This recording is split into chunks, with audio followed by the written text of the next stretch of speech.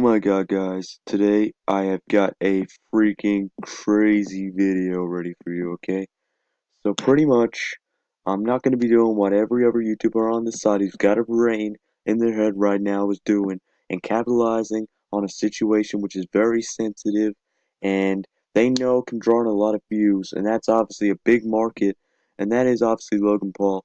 We all know what happened.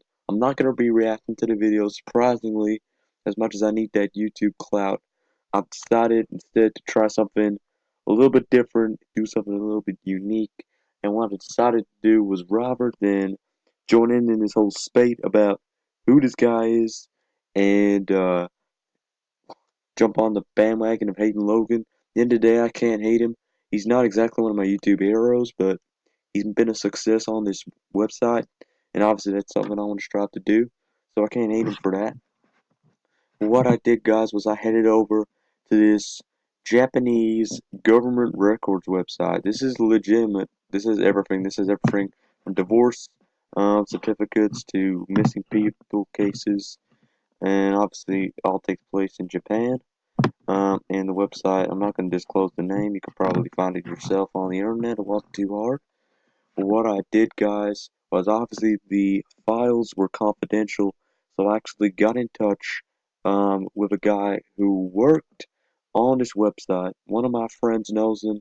He goes back a long way, and I'm going to protect his identity because I don't think he was meant to leak this, but he leaked to me the name of 20, well, the name or names of 20 recent suicide victims in the Aokigari, I think that's how you say it, Aokigari, where the suicide forest is essentially in Japan, where Logan Paul filmed that controversial vlog. He leaked me the names of 20 recent suicide victims, and when I'm saying talking recent, I'm talking late 2017, early 2018. But yeah, pretty much, I'm gonna put him on a video. I did a lot of deliberation. I decided it's the best thing to do. I'm not doing this for attention or anything like that. I just want people to go and send love to this guy's family, send love to the families of these people. At this point in time, they already know who they are and they know what's happened to their loved ones. It's sad, it's a shame. For obvious reasons, I'm not going to be monetizing this video, but I'm just going to be putting this out there for the public so y'all can go and show love to these people. And yeah, so pretty much the conversation took place over a number of Instagram DMs. So I'm pretty much going to be relaying them to you right now through the form of screenshot. So let's do this. Actually, guys, I've just opened up my phone and I've just received the DMs from my friend who works on this confidential Japanese website. And I have decided that if these videos don't get enough views or likes, then there's really no point releasing this kind of sensitive material to the internet anyway. And I see that as there being no kind of point then to the video itself. Um,